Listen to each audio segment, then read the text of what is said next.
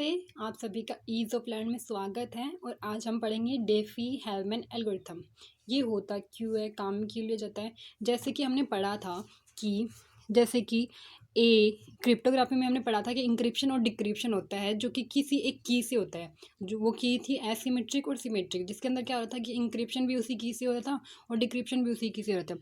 जैसे कि एक ये बंदा है, ये बी को कोई मैसेज सेंड कर रहा है, इनके बीच में क्या हो रहा है, ये प्लेन टेक्स्ट सेंड कर रहा है, इसको लास्ट में क्या प्लेन टेक्स्ट ही मिल रहा है। लेकिन बीच में जो प्रोसेस है इंक्रिप्शन एंड डिक्रिप्शन का, उसके लिए वो एक की ज़रूरत होती है। तो वो की आपस में वो कैसे एक्सचेंज करेंगे, तो उस मेथड कीज़ को एक्सचेंज करने के लिए हम लोग क्या करते हैं, डेफी-हेलमैन एल्गोरिथम का यूज़ में लेते हैं।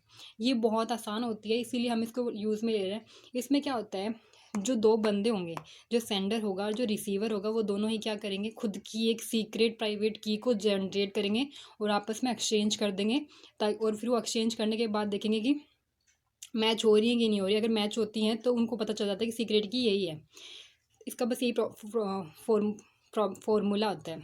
ठीक है, तो जैसे कि एक बंदा है, ठीक है, रिया है, ठीक है, इसने क्या किया कि खुद की एक प्राइवेट जी की जनरेट करेगी, जो कि एक्स होगी। ठीक है, खुद का एक जो प्राइवेट की जनरेट करना है वो होगा एक्स, और इसके अंदर दो वैल्यूज़ होती हैं, एक होती है जी और एक होती है पी, जो कि क्या होंगी, पब्लिक होंगी, जो हर किसी को पता होती हैं, जो पब्लिकली होती है। ठीक है, तो जी इसके अंदर जो पी दो वैल्यूज़ होंगी, एक होती है जी और एक होती है पी, दो की दोनों की क्या होंगी, पब्लिक होंगी। एंड रिया जो है वो खुद की प्राइवेट की वैल्यू जनरेट करेगी, और ऐसे ही जो रिसीवर साइड पे है रितु, ये भी क्या करेगी, खुद की एक प्राइवेट की को जनरेट करेगी। तो इसका हो गया वो वाई, माना है कि इसने वाई जनरेट किया है। ठीक है, तो अब क्या है, तो ये जो एक्स और वाई हैं, ये क्या कर रहे हैं, रिया और रितु ने, मतलब सेंडर और रिसीवर ने खुद के अपने अपने जनरेट किए हुए हैं सीक्रेट की। उसके बाद ये क्या करेगा, ये आर वन को कैलकुलेट करेगा। कैसे कैलकुलेट करेगा, ये जो जी और पी जो सबको पता होती हैं, वो उन की का यूज़ करके। तो ये जो जी है, इसकी पावर एक्स लेंगे, जो उन्होंने खुद की सीक्रेट की ली है, उसका एक फॉर्मूला होता है। एंड देन जो वैल्यू आएगी उसको क्या करेंगे, पी से, जो पब्लिकली है डिफाइन की, उसको उससे डिवाइड कर देंगे। एंड जो रिमाइंडर आएगा वो हमारे पास वैल्यू आ जाएगी इसके पास वैल्यू आने के बाद ऐसे सेम जो होगा रिसीवर साइड पे, वो भी अपना R2 कैलकुलेट करेगा। ठीक है, जैसे वो दोनों कैलकुलेट करेंगे, वैल्यूज़ आ जाएंगे उनके पास, तो वो क्या करेंगे, एक दूसरे को वो एक्सचेंज कर देंगे। उससे क्या होगा, हम लोग की फाइंड आउट करेंगे।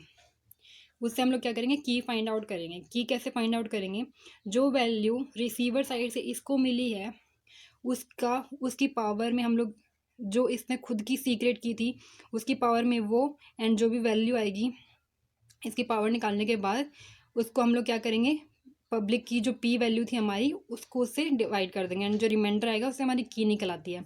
एंड मेन चीज़ क्या होती है, ऐसे ही सेम प्रोसेस ये होगा। एंड जो इसका की निकलेगा ना, के, वो इन दोनों का सेम वैल्यू होती है। और जो हमारे पास निकल के आती है ना दोनों वैल्यूज़, उनका हम लोग क्या होते हैं, हमारे पास शेयर्ड सीक्रेट की आ जाती है।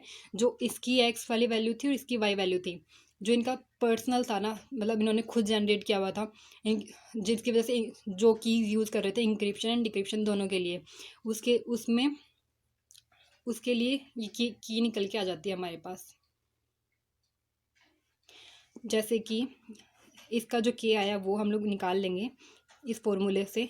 जो जी वैल्यू थी जी और पी में से, वही सेम है, बस ये जो एक्स और वाई हैं, इनकी इसकी प्राइवेट और इसकी प्राइवेट की का एंड अनमोड कर देंगे, पी जो हमारी वैल्यू आ जाएगी वो के आ जाएगी। बस इतना सा था। एंड इसके अंदर क्या होता है कि एक जो सेंडर और रिसीवर होता है ना, उन दोनों को आपस में मिलने की ज़रूरत नहीं होती है कीज़ को एक्सचेंज करने के लिए। इंक्रिप्शन और डिक्रिप्शन के लिए उन लोगों को मिलने की ज़रूरत नहीं होती है, सब कुछ इंटरनेट के थ्रू हो जाता है। ठीक है, उसके बाद जैसे कि हम एग्जाम्पल में देखते हैं,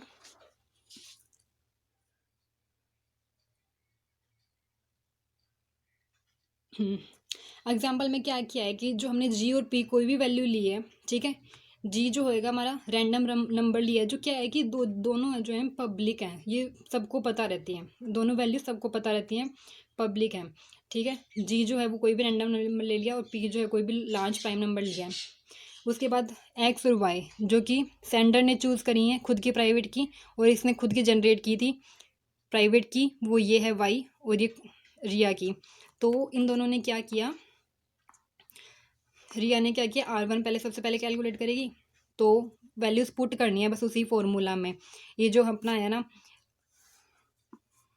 जी की पावर 3 मतलब जी की power x, and then calculate करने के बाद मोड इनका जो इसको डिवाइड कर देंगे हम लोग 23 से, एंड जो वैल्यूज़ आएगी हमारे पास 21, उसको हम लोग क्या करेंगे, रितु को सेंड कर दिया इसने, ठीक है।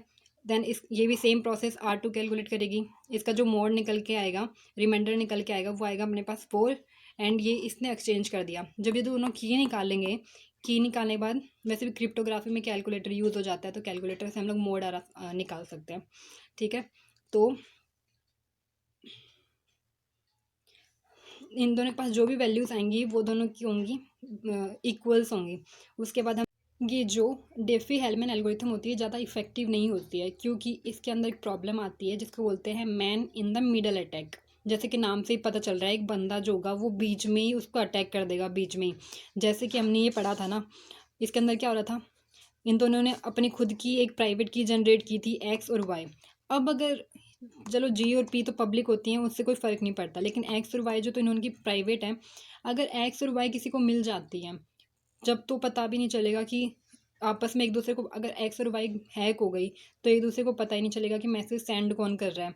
तो बस वही प्रॉब्लम होती है कि कोई और बंदा होता है, लेट सपोज कुछ भी है, प्रिया है, जैसे उसको इसने क्या किया, इसने जैसे कि R1 सेंड किया, ठीक है। जैसे कि ये R1 सेंड कर रहा है, इसने अपना R1 कैलकुलेट कर लिया। जब इसको सेंड कर रहा था तो ये क्या हो गया, इसने कैच कर लिया R1 को। तो अब ये क्या करेगा, ये रिया बनकर इसको मैसेज सेंड कर सकता है, ठीक है। तो ये R1, इसका R1 होगा, लेकिन इसका तो R3 होगा। ये इसको सेंड कर देगा तो इसको तो लगेगा कि ये सेंड कर रहा है। तो ऐसा होता है कि अगर बीच में किसी बंदे ने एक्स और वाई की वैल्यू पता चल गई ना, तो पूरा डेटा हैक हो सकता है, और सेंडर और रिसीवर को पता भी नहीं चलेगा कि उनका मैसेज किसने रिसीव किया है और किसने सेंड किया है। तो ये एक इफेक्टिव मेथड नहीं है, बस इतना ही है इसमें।